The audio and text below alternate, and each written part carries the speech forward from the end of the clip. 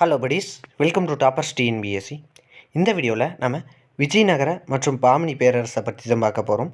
இதில் என்ன அப்படின்னு பார்த்தோம்னா, ஏற்கனவே நம்ம 7th ஃபஸ்ட்டு டேர்ம் மற்றும் செகண்ட் டேர்மோட ஓல்டு புக் ஹிஸ்ட்ரி முடிச்சிட்டோம். இது 3rd டேர்ம் முதல் பாடம். வாங்க இந்த வீடியோக்குள்ளே போகலாம்.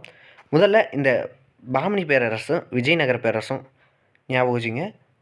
க்ரீன் கலரில் கொடுத்துருக்கிறது பாமினி பேரரசு. நகர பேரரசு வந்து ரோஸ் கலரில் கொடுத்துருக்கு. பார்த்துக்குங்க எது அப்படின்னு. வாங்க இந்த வீடியோக்குள்ளே போகலாம். முதல்ல விஜயநகர மற்றும் பாமினி அரசுகள். விஜயநகர மற்றும் பாமினி அரசுகளோட எழுச்சியை பற்றி பார்க்கலாம். முகமது பின் துக்ளக் ஆட்சிக்கு பிறகு டெல்லி சுல்தானிய வீழ்ச்சியினால் வட இந்தியாவிலும் தென்னிந்தியாவிலும் ஏராளமான மாகாண ஆளுநர்களும் திரை செலுத்தும் குறுநில அரசர்களும் சுதந்திர அரசுகளாக ஆள முற்பட்டனர். டெல்லி ஆட்சியின் பிடியிலிருந்து முதலில் வங்காளமும் முல்தானும் வெளியேறின. தொடர்ந்து குஜராத், மேவார், மாலவம், மார்வார், காஷ்மீர் ஆகியன தமது சுதந்திரத்தை அறிவித்து கொண்டன. இதன் தொடர்ச்சியாக தக்காணம் மற்றும் தென்னிந்தியாவிலும் விஜயநகரம், பாமினி அரசு ஆகிய இரு பெரும் அரசுகள் எழுந்ததோடு அவை அரசியல் முக்கியத்துவம் வந்து பெற்றன அப்படின்னு சொல்லலாம். விஜயநகர பேரரசு. ஹொய்சால அரசர் 3ஆம் வீர பல்லாளரிடம் ஹரிஹரன் மற்றும் புக்கர் ஆகியோர் பணியாற்றினார்கள். யாருடைய? ஹொய்சால அரசர் 3ஆம் வீர பல்லாளரிடம். முகமது பின் துக்ளக்கினால் ஹொய்சால மரபு வீழ்ச்சியடைந்த பிறகு ஹரிஹரன் மற்றும் புக்கர் துறவி வித்யாரண்யர் மற்றும் அவரது சகோதரர் சயனா அப்படின்னு சொல்லுவாங்க உதவியுடன் கிபி 1336 துங்கபத்ரா ஆற்றின் தென்கரையில் விஜயநகர அரசினை உருவாக்கினார். இதன் தலைநகரம் ஹம்பி ஆகும். பின்னர் இந்த பேரரசு சங்கம, சாளுவ, துளுவ, அரவீடு எனும் 4 முக்கிய மரபினர்களால் ஆளப்பட்டது. கிபி 1336 ஆட்சி பொறுப்பேற்ற முதலாம் ஹரிஹரர் முதலாவதாக மைசூரையும் பின்னர் மதுரையையும் வென்றார். அவரை தொடர்ந்து முதலாம் புக்கர் கிபி 1356 ஆட்சிக்கு வந்தார். இவரது காலத்தில் பேரரசின் பரப்பானது துங்கபத்ரா ஆறு முதல் தெற்கில் ராமேஸ்வரம் வரையில் விரிவடைந்தது. விஜயநகர பேரரசின் சிறப்புக்குரிய மன்னர்கள் யார் அப்படின்னு பார்த்தோம்னா, 2ஆம் ஹரிஹரர், 1ஆம் தேவராயர், 2ஆம் தேவராயர், கிருஷ்ணதேவராயர். இவங்கெல்லாம் சிறப்பிற்குரிய மன்னர்கள். முதல்ல கிருஷ்ணதேவராயரை பற்றி பார்க்கலாம். இவர் துளுவ மரபை சேர்ந்தவர் தான் இந்த கிருஷ்ணதேவராயர். இவர் விஜயநகர பேரரசை ஆட்சி செய்தவர்களில் குறிப்பிடத்தக்கவராவார்.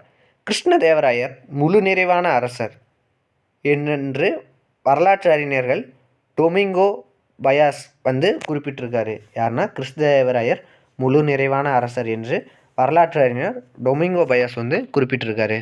படையெடுப்புகள் அப்படின்னு பார்த்தோம்னா, கிருஷ்ணதேவராயர் மாபெரும் வீரர் ஆவார்.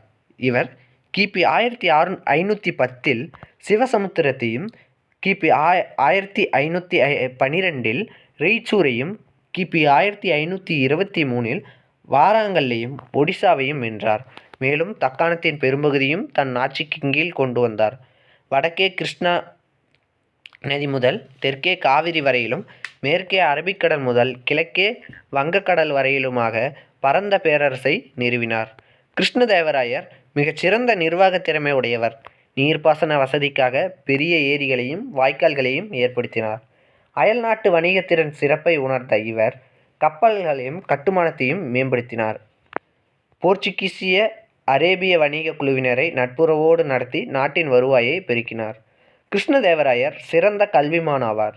இவரது அவையில் அஷ்டதீக்கஜங்கள் எனப்படும் 8 அறிஞர்கள் இடம்பெற்றிருந்தன. கட்டடங்களை கட்டுவதிலும் கலைகளை வளர்ப்பதிலும் இம்மன்னர் ஆர்வம் கொண்டிருந்தார். அழகிய ஆலயங்கள் பலவற்றையும் அரண்மனைகளையும் எழிலுற கட்டினார். இவரது காலத்தில் விஜயநகர பேரரசு புகழ் உச்சி நிலையை அடைந்தது. அஷ்டதீக்கஜங்கள் யார் அப்படின்னு பார்க்கலாம். அல்லாசானி பெத்தண்ணா, நந்தி திம்மண்ணா, தெனாலிராமன், பட்டுமூர்த்தி, புனவீரபத்திரன், துர்ஜாதி மல்லண்ணா மற்றும் பனாஜி சூரனா ஆகியோர். இந்த தலைக்கோட்டை போரை பற்றி பார்க்கலாம். இது ரொம்ப இம்பார்ட்டன்ட் அப்படின்னு சொல்லலாம். கிருஷ்ணதேவராயருக்கு பின்வந்த அரசர்கள் திறமையற்றவர்களாக இருந்தனர். ராமராயர் ஆட்சியின் போது பாமினி அரசுகளான அகமது நபர், பீஜப்பூர், கோல்கொண்டா பீடார் ஆகிய முஸ்லீம் நாடுகள் கூட்டாக விஜயநகர் மீது படையெடுத்தனர்.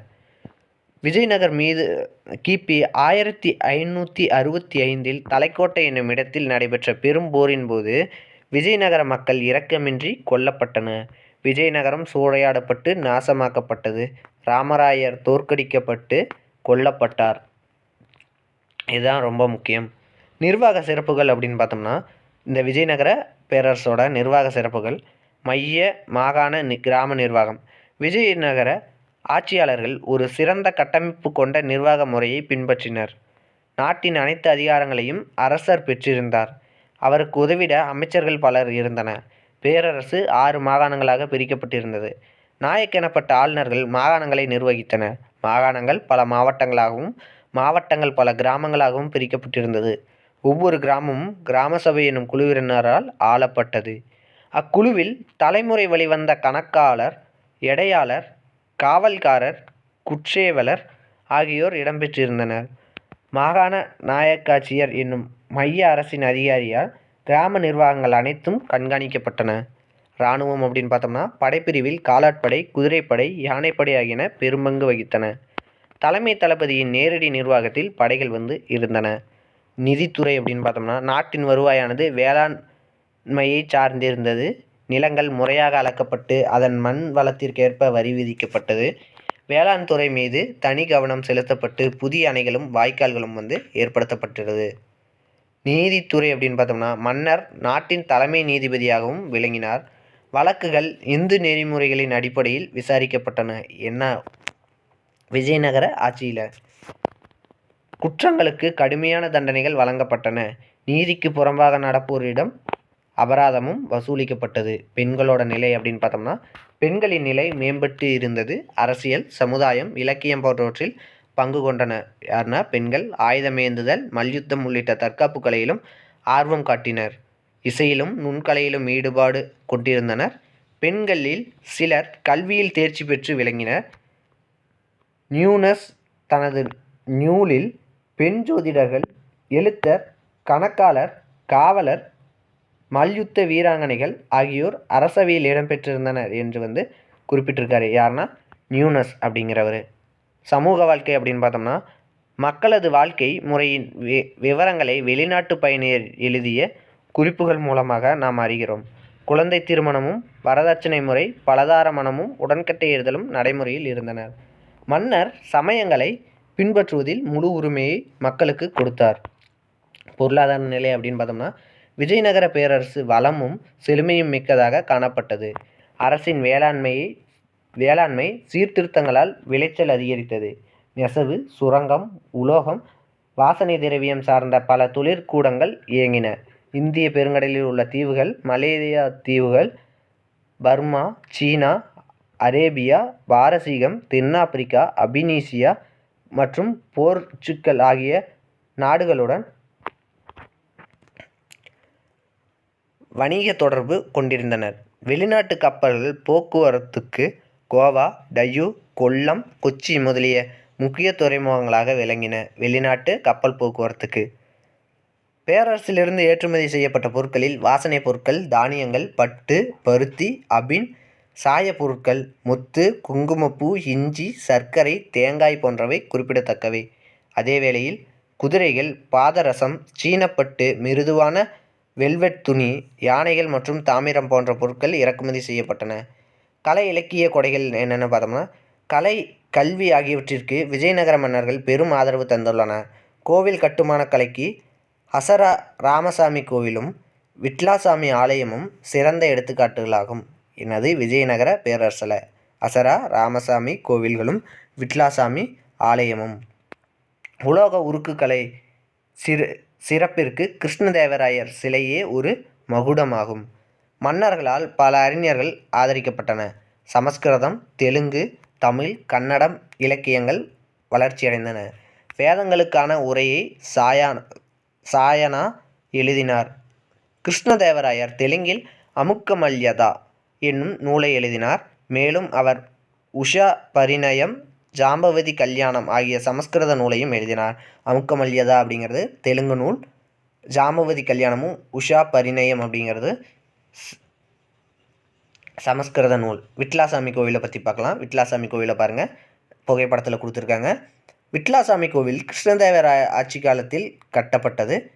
இக்கோவிலின் முன்பக்கத்தில் ஒரே பாறையால் செதுக்கப்பட்ட ரதம் ஒன்று உள்ளது. ஒரே பாறையால் செதுக்கப்பட்ட ரதம் அங்கே இருக்குது. இக்கோவிலின் தூண்கள் தட்டினால் இசை எழுப்பும் இயல்பு இதன் சிறப்பு.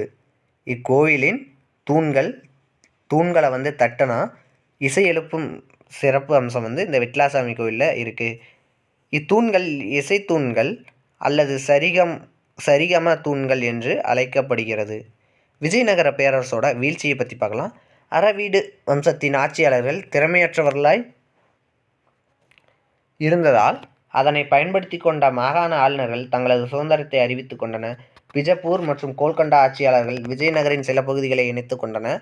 தென்பகுதி நாயக்கர்கள் சுதந்திரத்தை அறிவித்து கொண்டனர். இதனால் கிபி 1614 விஜயநகர பேரரசு வீழ்ச்சியடைஞ்சது அப்படின்னு சொல்லலாம். இதோட இந்த விஜயநகர பேரரசு முடிவடையுது. அடுத்த வீடியோவில் நம்ம பாமினி பேரரசை பற்றி பார்க்கலாம். நன்றி. தேங்க்யூ ஃபார் வாட்சிங்.